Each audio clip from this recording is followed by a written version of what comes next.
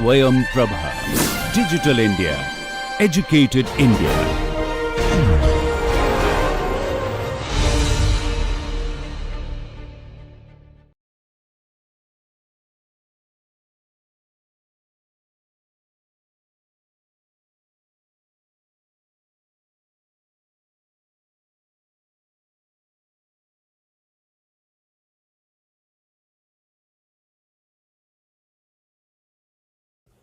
Hello everyone. Welcome to the course on Strategic Management. Myself, Dr. Deepali Malhotra, Assistant Professor from Delhi School of Management, Delhi Technological University. This course on Strategic Management will provide you with a toolkit to understand, evaluate and implement strategies that can help organizations to strive and thrive in this ever-changing environment. Look at the environment around us. Something interesting is happening. Airbnb, world's largest accommodation provider, does not have its own real estate. Alibaba, world's most popular retailer, does not have its own inventory. Facebook, one of the most popular social media platforms, does not create its own content. This is something which is interesting. The power of internet has changed the way businesses used to be done. Now, the battle is for customer interface. All companies are trying their best to achieve this thing. Now, the key question in strategic management are, firstly, how to create this value position in this ever-changing environment. Secondly, once reached there, what can be done in order to sustain competitive advantage for a longer period of time. Let's start with this journey to explore what exactly strategic management is. This course is divided into 20 modules. Let's start with the first module, which is on Introduction to Strategy and its role in business. By end of this module, participants will be able to understand the concept of strategy and its relevance in business. They will be able to recognize the different types and levels of strategy in an organization. They will be able to explore the role of strategy in achieving competitive advantage. Let's start with the basic definition of strategy and how the term strategy has evolved. In 1911, Harvard Business School started a course on management which was based on case studies. They used various examples of successful and unsuccessful companies in order to highlight the functioning of the organization. In 1959, Ford Foundation introduced the subject by the name of business policy. Christensen has defined business policy as study of functions and responsibilities of senior management, the crucial problems that affect success of the organization, the decisions that determine the overall direction of the organization. It is something which is concerned with resource allocation.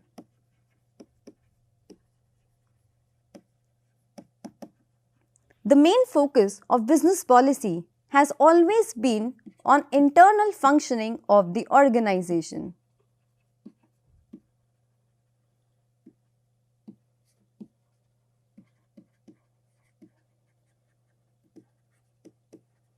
However, in 1991, a subject was introduced by the name of strategic management. Till 1991, majority of economies were closed economy. In 1991, when economies expanded their scope, they started looking at external functioning of the organization.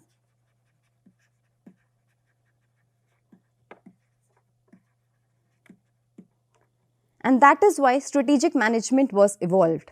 Let's again talk about the difference between business policy and strategic management. Business policy is something which is concerned with internal functioning of the organization, where focus is only to identify the strengths and weaknesses, where the objective was to see that how companies work internally. However, when economies expanded their scope, organizations started looking at the external environment as well. The focus shifted from strength-weaknesses to opportunities and threats, and that is where the name strategic management evolved. Business policy are basically the broad guidelines or principles which have been laid down by the organization.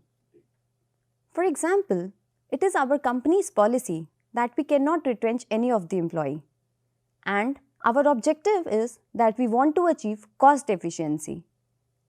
Now, the company is required to formulate the strategy based on this existing policy in order to achieve the objective. They can take steps in order to achieve economies of scale, or they can try to eliminate wasteful expenditure, or they may divest unprofitable product. But they cannot retrench any of their employees as it is the company's policy. Therefore, I said that business policies are more principles or guidelines which are there in the organization, which are not subject to change. However, strategies are more specific to a particular situation, and its purpose is always to achieve a particular objective. The first point of difference between business policy and strategic management is that business policy focus on internal functioning of the organization, whereas strategic management focus on internal as well as external functioning of the organization. Strategic management is process of formulating, implementing and evaluating strategy with the purpose of achieving its goals and objectives. Secondly, which we discussed, that policies are more general in form of guidelines, whereas strategies are more specific to a particular situation. I hope the difference between business policy and strategic management is clear to you all now. Moving ahead, the word strategy is basically derived from Greek word strategos, which means generalship. It emphasizes on the skillful planning and leadership which is required in the warfare. As you can see that it has deep roots in military history. The word strategy was defined for the first time by Sun Tzu in his book Art of War, where it was defined as ancient technique of fighting with enemies in different terrains, territories or areas. Initially, it was used in military sense in order to identify one's own strengths as well as weaknesses so that they can have an edge over their enemy. Later on, businesses also started using the term strategy in order to have competitive advantage over their competitors. So, in both military and business sense, the purpose of strategy is to identify strengths in order to overcome the weaknesses of the competitor. In both military and business sense, the purpose of strategy is to identify one's own strengths and weaknesses and your competitor's strengths and weaknesses, ultimately to use the strengths in order to overcome weaknesses and to have a competitive advantage in that particular domain. Thinking strategically basically involves deciding where are we now, what are our present resources, capabilities, our strengths. What exactly do we have right now? What is our current state of affairs? You need to think about that. Secondly, you need to know where exactly you want to go, where you want to take your organization, maybe 5 years down the line or 10 years down the line. What is the future vision for your organization? Or the position which you want to achieve. Whatever you do in order to reach there is what is known as your strategy. So, strategy is basically gap reducing actions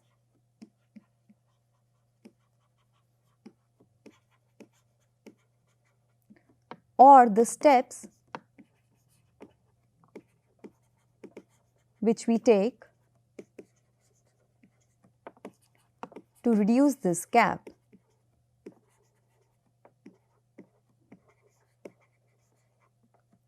Strategy as gap reducing actions was given by Chandler in 1962. Chandler is one of the great management experts who defined strategy as something which is gap reducing actions. These are some of the definitions given by renowned management researchers. According to Chandler, 1962, strategy is determination of basic long-term goals and objectives of an enterprise and adoption of course of action and allocation of resources necessary for carrying out these goals. Whatever steps we take in order to bridge the gap between our current position and our future aspiration is what is known as strategy. Glueck 1980 has defined strategy as a unified, comprehensive and integrated plan that relates the strategic advantages of the firm to the challenges of the environment. It is designed to ensure that the basic objective of an enterprise are achieved through proper execution by an organization. Then, Henry Mintzberg has defined strategy as a pattern in a stream of actions or decisions to achieve organizational goals. In all these definitions, there is one common point, that the purpose of strategy is to achieve goals or the objectives of the organization. In simple language, we can define strategy as set of decisions, plan or course of action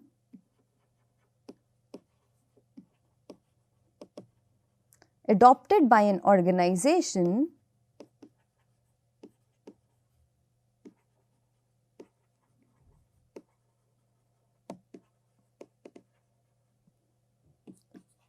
to achieve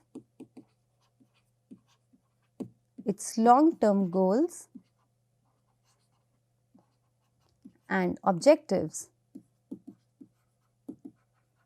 So this is the simplest definition of strategy, where we are saying that strategy is any set of decisions or plan or course of action adopted by an organization to achieve its long-term goals and objectives. Now, moving to next, one of the best definition of strategy has been given by Michael Porter in 1996 in his article, "What is Strategy?" In this particular definition, Porter has highlighted 4 important components of a strategy. According to Michael Porter, operational effectiveness is not a strategy. So first of all, we should be clear that what exactly is operational effectiveness. Operational effectiveness is combination of effectiveness and efficiency. Effectiveness means doing right things. Efficiency means doing things in the right way. Effectiveness focus on your output. Efficiency focus on your input. Doing things in the right way with the minimum utilization of resources. So when we are saying operational effectiveness, it is combination of effectiveness and efficiency, where the focus is on output, that is achieving your goals,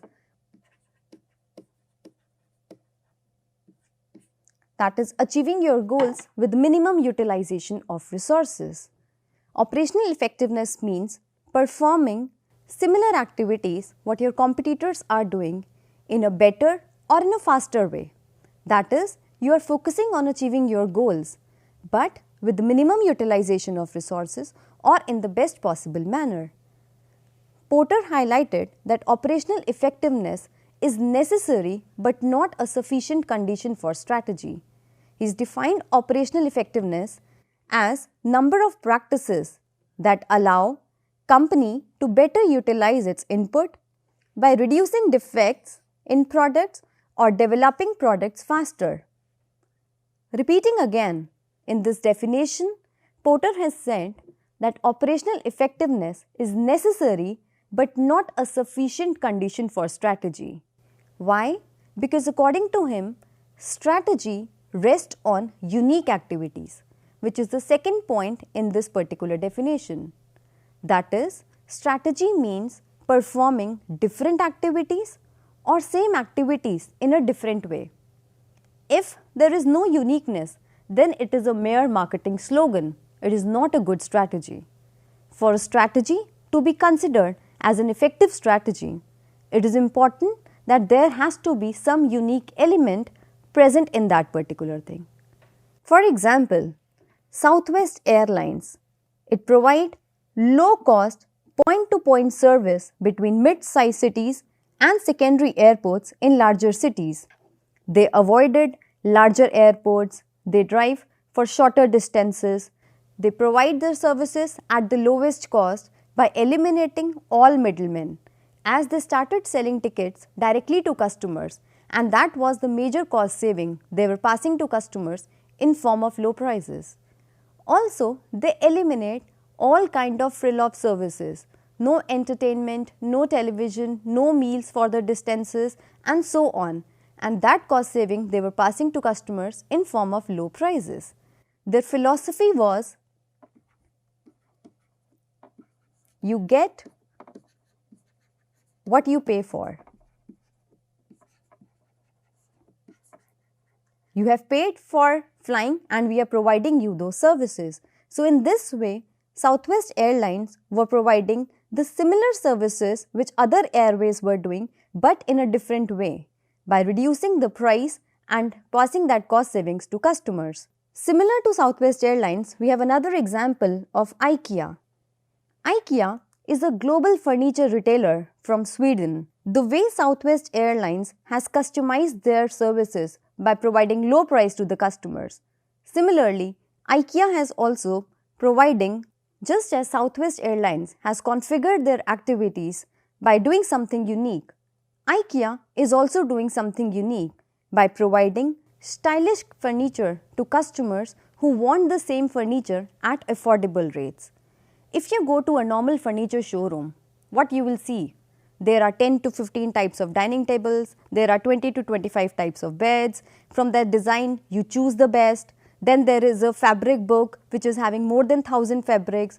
You choose what color, what texture you want, and based on that, you finally give the order to a third party. You get the delivery of that particular furniture in next 6 to 8 weeks. This value chain provides maximum customer satisfaction at higher prices. But what IKEA has been doing? IKEA provide ready to assemble furniture. There is no kind of salesperson who help you or who guide you regarding the designs or regarding the furniture. The furniture is assembled in a room-like setting. So you do not need a decorator who will tell you that how this furniture will look at your home. Their philosophy is do it yourself. They basically follow self-service model, which was a new thing in the furniture industry, as till now there was no company which has been following such kind of model, and the entire cost saving they were passing to customers in form of low prices. This is the way how IKEA has been doing something differently as compared to competitor, and they were able to have competitive advantage in their sector. Third thing which Porter highlighted in this particular definition is that a sustainable strategic position requires trade-off. Now what exactly is trade-off? Trade-off means more of one thing necessitates reducing the other thing. In simple language, if you want to provide something to customers, you have to reduce certain things in that particular thing. For example, Southwest Airlines, IKEA, they have been doing trade-off. They are not providing additional services, as a result of which they are providing value to customers. So according to Porter, you cannot be successful if you provide both low cost as well as differentiation advantages to your customers. You have to do certain kind of trade-off. Either you need to increase the value or you need to increase the benefit, but trade-off is essential. In short term, you may be successful without trade-off, but in long run, you have to do certain trade-off. Otherwise, you will not be profitable. So this is the third point which was highlighted by Michael Porter in this definition of what is strategy. Fourth thing which has been highlighted by Porter is fit. According to Porter, fit drives sustainable competitive advantage. Now, what exactly is this fit? Fit is basically the match. How your activities match with each other, how they align with each other, how they reinforce with each other. So, according to Porter, if there is a good strategy that requires a proper fit, that is, all activities should match with each other in order to achieve that particular strategy. Porter says that it is important that fit is required in order to achieve sustainable competitive advantage. Fit basically means match between different activities, how these activities are related to each other. Now, moving on to next, we move to different types of strategies. This has been given by Henry Mintzberg. Now, whatever we formulate, it's not necessary that we are going to execute that particular thing. Sometimes execution requires dropping off certain strategies. It could be because of the fact that environment is uncertain, you couldn't predict that particular change, or there is sudden change in taste or preference of customers, or because of some government regulation.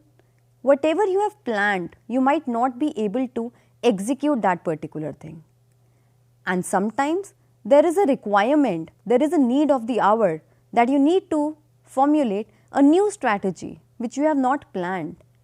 And finally, what you execute is your implement strategy.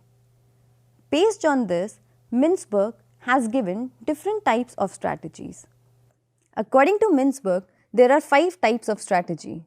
First is our intended strategy. Intended strategy is basically your planned strategy. It is something which you plan in advance with a purpose and cautiously. After doing entire environmental analysis, what do you think is required? You planned that particular thing. And that is what is known as your intended strategy. Next part of strategy is non-realized strategy. Non-realized strategy is that part of strategy which cannot be implemented.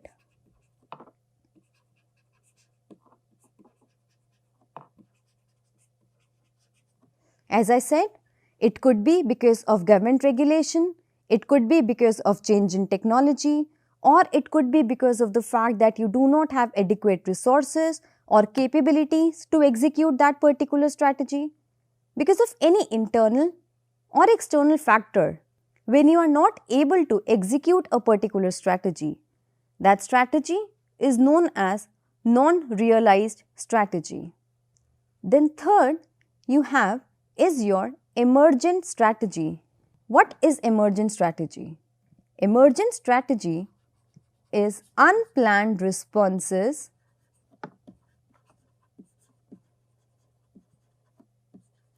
to unforeseen circumstance.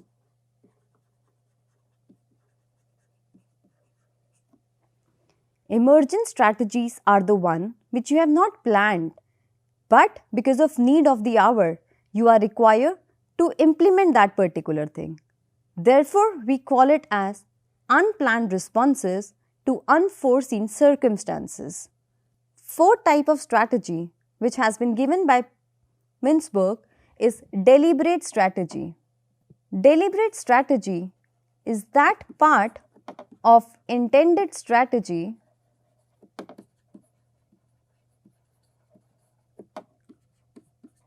which you can implement. Right?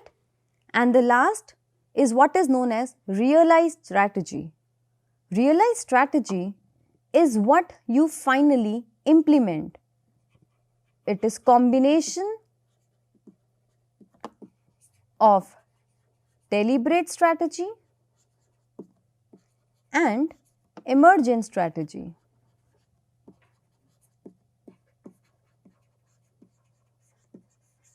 This is something which you actually put into action.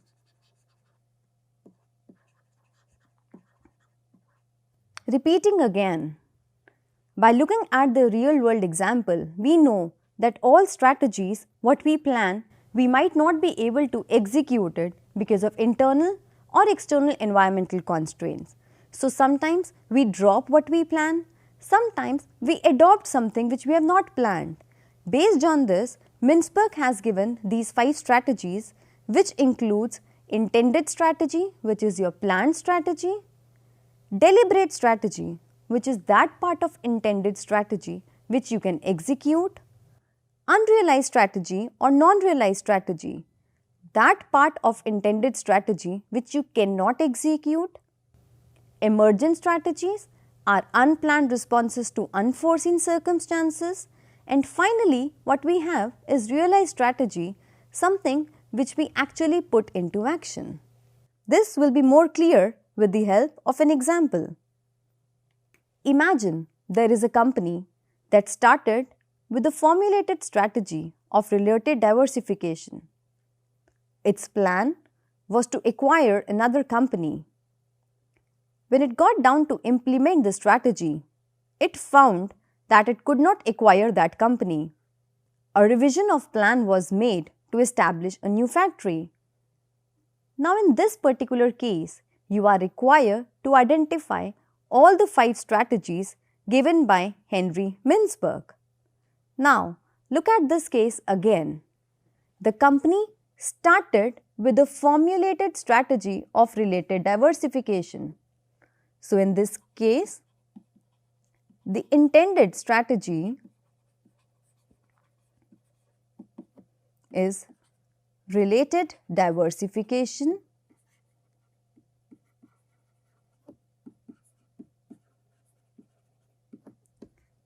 through acquisition.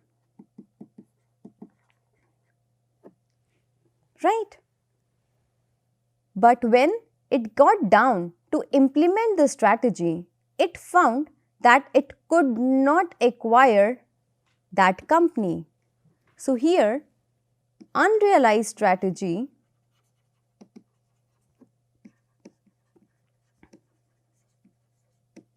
is that the company was not able to acquire that company. So acquisition of another company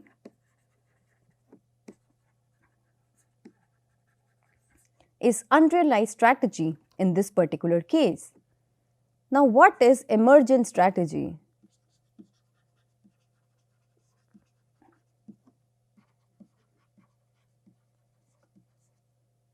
As I said, emergent strategy means unplanned response to unforeseen circumstance, something which you have not planned for, but because of the circumstance, you are adopting that particular thing.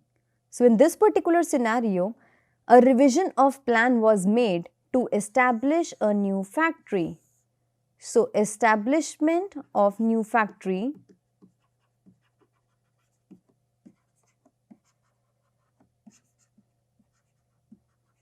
is what is emergent strategy.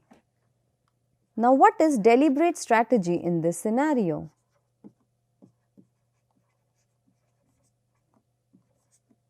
As per the definition, deliberate strategy is that part of intended strategy which you are able to execute.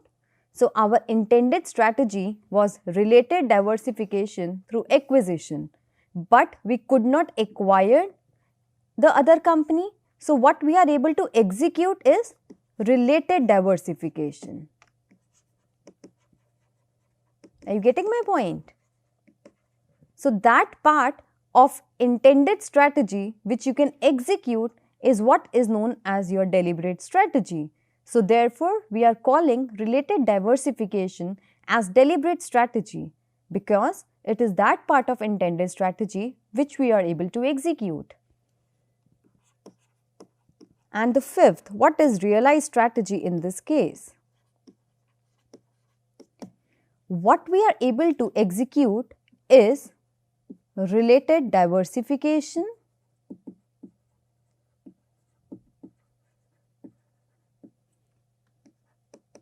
via establishment of new factory. So I hope this example has made you clear the difference between the 5 types of strategies which we have discussed. So in this case, intended strategy was to go for related diversification by acquiring another company. But because of sudden change in the government regulation, company was not able to acquire another company. So unrealized or non-realized part of that strategy becomes acquisition of another company. Thirdly, company opened a new factory in order to achieve its objective. So opening of new factory is our third type of strategy, which is emergent strategy. Deliberate strategy is that part of intended strategy which we are able to execute. So what we were able to execute is related diversification. And finally, what is realized strategy is what we actually implement, what we actually put into practice, and that is related diversification through establishment of a new factory. Okay, so next talk about different types of emergent strategies. Mintzberg says that emergent strategies can be more successful than intended strategy. Why? Because it is something which is more flexible, more realistic, and also encourage innovation. So let's look at different types of emergent strategies. Number 1, strategy making in an unpredictable world. As we discussed that we live in the world which is unpredictable, complex, dynamic. Whatever we plan, we may not be able to execute it. Similar thing happened when Honda decided to enter US motorbike industry. That was the time when US motorbike industry was being dominated by Harley Davidson. Harley Davidson was famous for its heavy bikes of 250cc and 300cc. So Honda, when decided to enter, they did entire environmental analysis and they found that people in USA, they prefer heavy bikes. So they decided to open their plant in US by manufacturing heavy bikes. When they started selling, they found that people were not interested in purchasing those heavy bikes from Honda. And the reason was that they were of the view that if we want heavy bikes, we will purchase it from Harley. Why some foreign company? So they decided to shut down their plant. One day, there were 2 employees who were on a field visit on their light bikes. Honda was famous for its light bikes of 100cc, 150cc in Japan. So they were using same bike in US when they were on that field visit. On the field visit, they observed that local people, they were very interested in that particular light bikes. So on the way, they sold their bikes. From there, they got an idea that rather than going into heavy bikes, they can also go into light bikes which can be used by people for daily commuting purposes. And that was the emergent strategy, something which they did not plan, but it just happened because of the taste and preference of customers. So this is a type of an emergent strategy. Other example of emergent strategy would be strategy making by lower level employees. Usually it is assumed that the difficult part of strategy making is done by top management employees. But many times lower level employees, they can also give workable solution to the problem. Why? Because they are more close to the scene. So they can suggest something which can be a better solution. One of this example is of Colgate. There was a time when Colgate sales were going down because of emergence of various other competitors. So the company decided to think of a strategy which can help to increase the sales of Colgate. So a meeting was called wherein all top level executives were called for that particular meeting. Discussions were going on, many expensive ideas were suggested, like they could hire a celebrity, they can go for some kind of sponsorship, they could go for some kind of aggressive promotion, sales promotion, buy one get one offer, aggressive marketing, all suggestions were there. But there was no conclusion to that particular meeting. There was one employee, a lower level employee, who was maintaining the notes. He suggested that I have an idea to increase the sales of this particular product. He suggested that the mouth of the toothpaste can be widened. It will help to increase sales of the product. He further explained that by increasing the diameter of the mouth of a toothpaste, when a person will squeeze it from bottom, more toothpaste will flow, which will compel people to make a quicker repurchase, and it will help to increase the sales of the product. This strategy was something which was not suggested by a top level executive, but by a lower level employee, and it helped to increase the sales of the company within a period of 6 months. Later on, all the competitors imitated this strategy. So, emergent strategy also means that it is not necessary that always top level executives will be involved in strategy formulation. Sometimes good strategies can also be given by lower level employees because they are the one who are more close to the scene and can provide workable solution to the problem. Another type of emergent strategy is serendipity and strategy. Serendipity means luck or by chance. Sometimes strategies are not planned, they just happen by chance.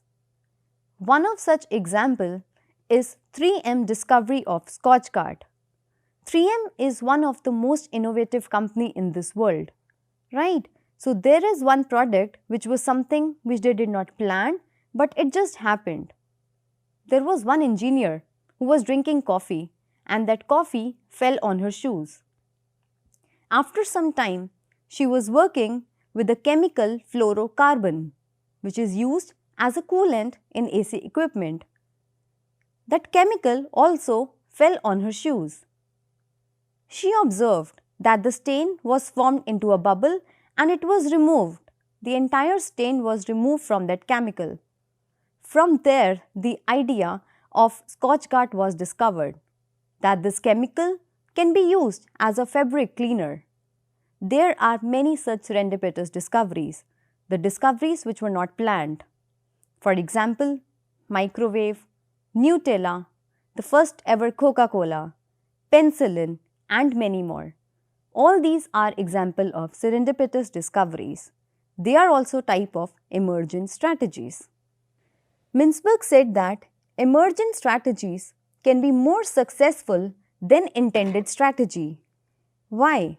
Because emergent strategies are more realistic. When you formulate the strategy, you do not consider various kind of unforeseen circumstances. It is during implementation you actually get to know about those factors.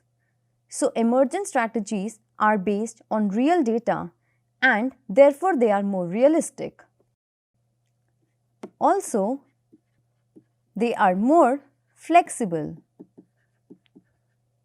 Emergent strategies basically provide the flexibility to the organizations to change and adapt to the changing environmental needs.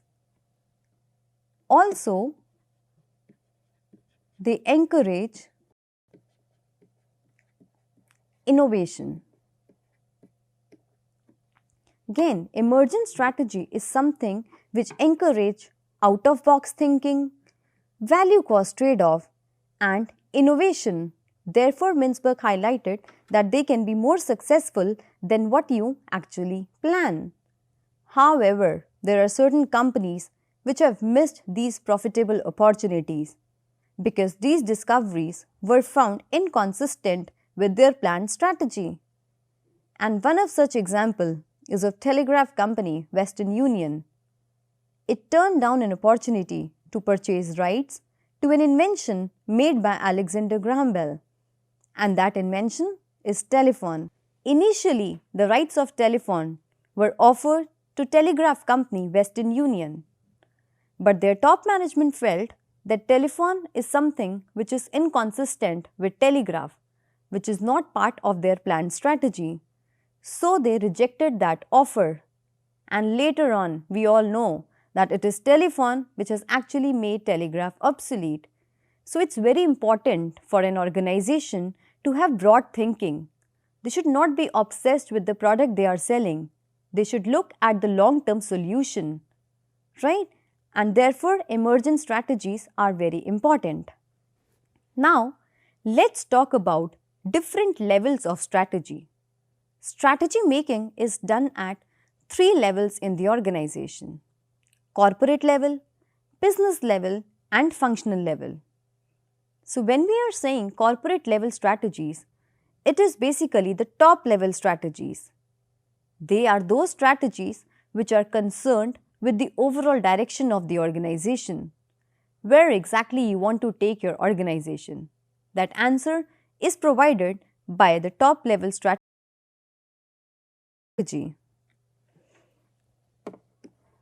It tells you that whether you want to grow or you want to stabilize or you want to reduce the scope of your operations.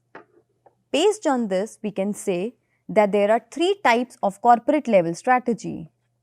Growth means increasing the scope of your operations. Stability, maintaining the pace of your operations.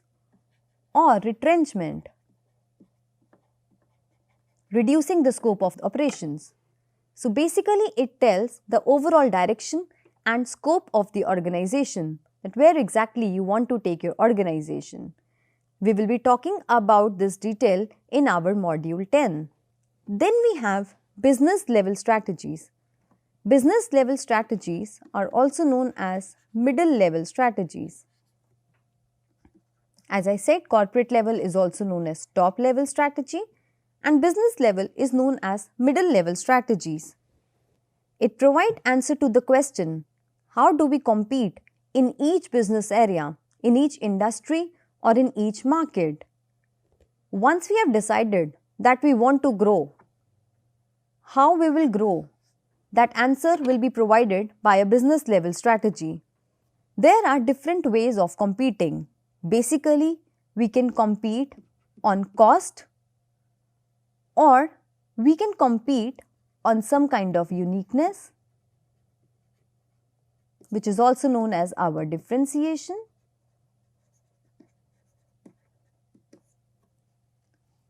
or we can compete by focusing on a particular niche.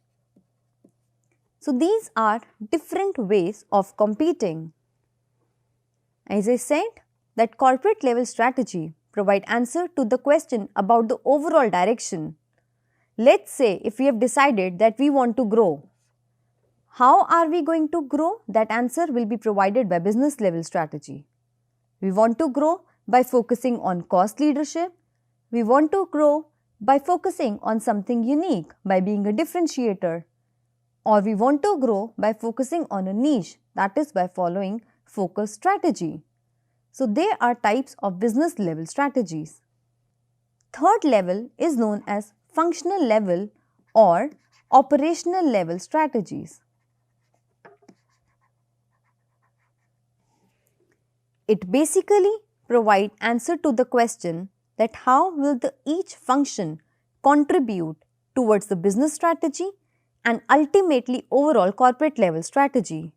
So, how each of the functional unit, be it manufacturing, finance, marketing, R&D, human resources, customer relationship management or any other functional area in the organization, what role they are playing in order to achieve business level and ultimately corporate level strategy. Continuing with the same example which I said, that if as part of corporate level a company has decided to grow, as part of business level they have decided they want to go by being a cost leader, then each of the functional area should work in order to reduce the cost of operations.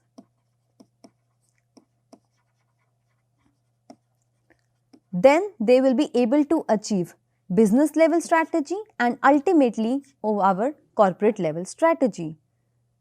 These are the different levels of strategy which are there in the organization. We will be studying about the different types of strategy in detail in our upcoming modules. Now, next we move to elements of a strategy. What are the important elements which should be there in a strategic statement? A strategy should always define the goal of the strategy, that is, where exactly you want to go with that strategy. To dominate the industry, to become number one player, to become technology mentor, to enter into a new area. So all these are different goals which should be reflected in a strategic statement. Second is our scope of the strategy, that is, what part of the strategy. It includes what product or service we are going to sell,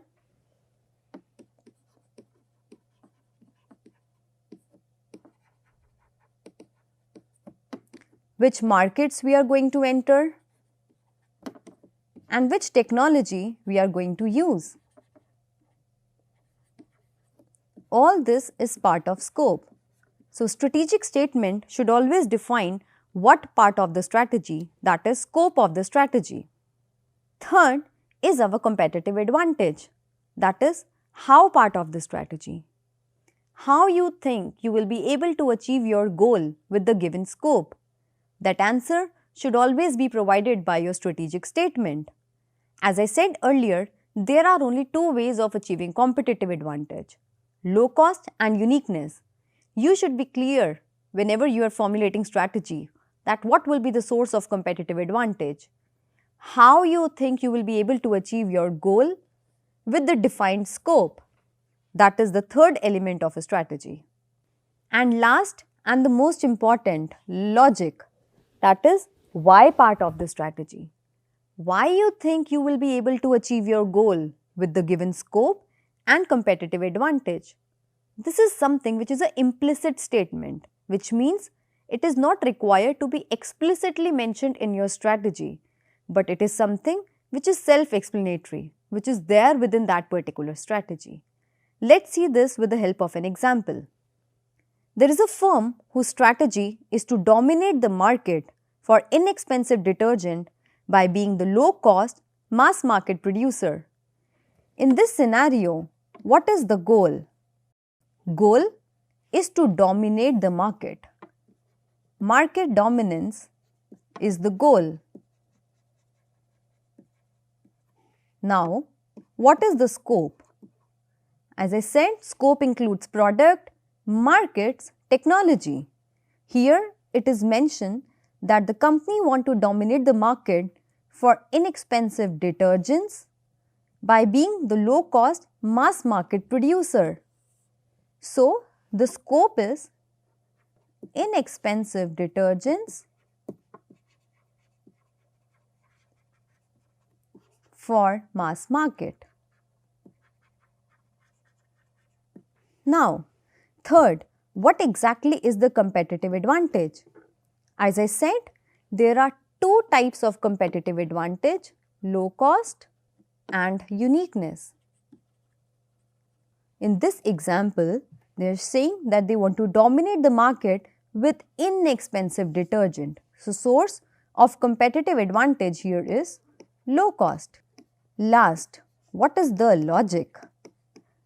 It is not specifically mentioned in this statement, but it is something which is implicit. If prices are low, it will help to achieve high volume and market dominance by achieving economies of scale.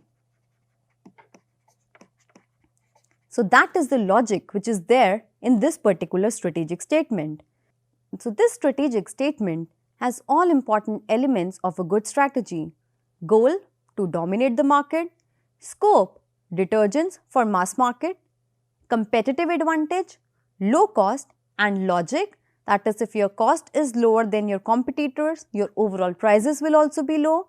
You will be able to achieve high volume, you will be able to achieve economies of scale, and ultimately it will help you to achieve your goal of market dominance. So, these are the elements of a strategy. Now, what is the role of strategy in business success? It is said, without business policy and strategy, an organization is like a ship without rudder, going around in circles. It's like a tramp, it has no place to go. Having a business policy and strategy will provide you direction, focus, purpose. It will help in facilitating resource allocation, and ultimately you will be able to create a competitive advantage. There are various examples of companies like Apple, Microsoft, Facebook, Wipro, Tata Group, Reliance, where we have seen that without strategic planning, it is very difficult for companies to grow. But these companies are those examples which have strategic planning, which have helped them to grow, become leader in their own industry. Therefore, in nutshell, we can say that a well-defined strategy is crucial for navigating the complexities of the business world and achieving sustained growth. Without business policy and strategy, you can be successful in short term, maybe because of your luck. But in long term, you will not be able to survive and thrive if you do not have a well-defined strategy and business policy. For example, American discount retail stores Walmart and Kmart both were founded in 1962. Walmart outperformed and Kmart was taken over by Sears in 1990s. Let's look at the strategies adopted by Walmart. Walmart opted for rural location where the land was cheap, whereas Kmart opened their stores in cities where land was very expensive. As part of positioning, we all know Walmart is famous for its low price products. It has always positioned itself on price leadership, whereas Kmart was trapped between Walmart and Target. As I said, Walmart is famous for its low prices. Target, on the other hand, was famous for its premium products. Kmart initially decided to follow the strategy of Walmart by providing low price product. But they found that the areas where their stores were located, people were not interested in purchasing low price product. So Kmart changed their strategy to provide premium and classy products. So customers get confused that whether Kmart provide low price products or premium or classy product. So they failed at positioning. Thirdly, Walmart made technology investment that facilitate efficient supply chain management, and till date it has one of the best distribution network all over the world. Whereas Kmart failed to make such investments because Kmart has already invested the entire amount in purchasing those stores in cities.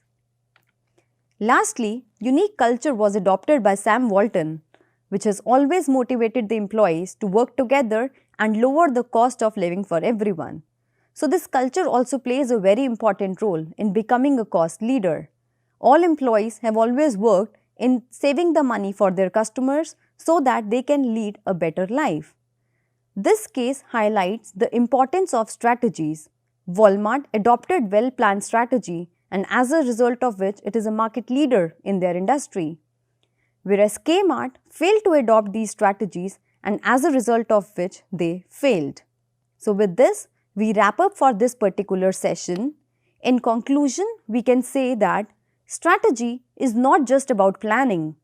It's about creating a vision, aligning resources, and adapting to changes to achieve long-term goals effectively and efficiently. I hope you all have understood about the basics of strategy, the elements of a strategy, and how strategies are helpful in achieving organization success. Thank you very much for your attention.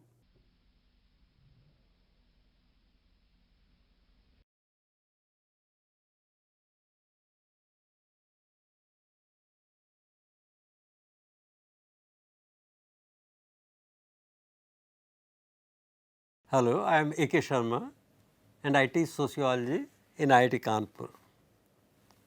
I am trying to answer a simple question: how sociologists explain their facts. As you know that sociology was developed as a subject dealing with human behavior, but which would use the tools and techniques of science, mathematics, physics, chemistry.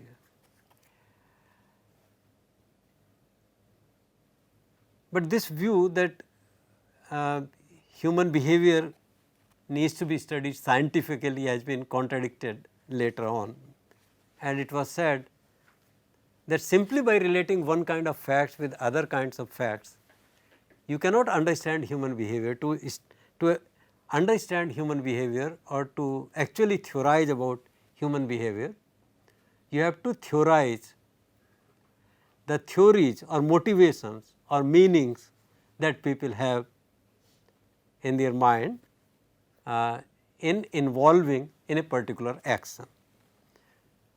Now, using these two traditions, one tradition in which we relate one fact of society with other facts scientifically, and another tradition in which we try to develop second order constructs or theories that people have in their mind in acting in day to day life. They have produced two different traditions in sociology. One is called quantitative, another is called qualitative. Quantitative methodology uses scientific methods of conducting surveys, censuses, experiments, and then by using statistical methods, from simple method like arithmetic mean to sophisticated methods like logistic regression, we try to arrive at some inference. Qualitative tradition, qualitative methodology on the other hand uses ethnographic approach, and here the researcher attempts to become part of the community which he or she intends to study, because the assumption is that only by becoming part of the community, by living among the people whom you are studying, and by putting yourself in their shoes, by trying to understand things or their environment or their behavior or their culture or festivals or economic behavior or politics from their angle, from their perspective, how they feel, what understanding they carry in their mind, that only by understanding these things we can understand facts of society. Actually, in one of the latest works, World Bank, which uses a lot of statistics, has also talked about understanding mental models that people use in involving in behavior. Emile Durkheim long back said that sociology uses comparative method, and let me just give one example and then I will finish. Suppose I tell you that infant mortality rate in India is 40. What does it mean? It means nothing. But when you compare infant mortality of India today with Japan, and you find that Japan has 2 and India has 40, then you get disturbed. Then you start thinking, why is it that infant mortality in India is so high? And then you can also compare infant mortality of India with infant mortality of say Kenya or Mozambique or other countries, and you find that these countries have much higher infant mortality than India. And then you can create a hypothesis that perhaps economic development has something to do with infant mortality. Countries which are more developed, countries like Japan, they have low infant mortality. Countries like Mozambique or Kenya, which are less developed, have higher infant mortality. So, you have a connection. This is what sociology is about, connection between facts. So, by using census, surveys, by conducting field work, by using ethnographic methods, by using comparative methods, we arrive at sociological findings. Use of experimental method in sociology has been very less, but I learned that recently economists, which 10 years ago I could not see that economists will one day use experimental method, but today we find that economists are using a lot of experimental methods to study human behavior. Now, this work may be done by economists, but the findings of their study can very well be called sociological studies. So, sociology tomorrow, I think that sociology tomorrow, in addition to using surveys and comparative methods, will also be using experimental methods. Thank you.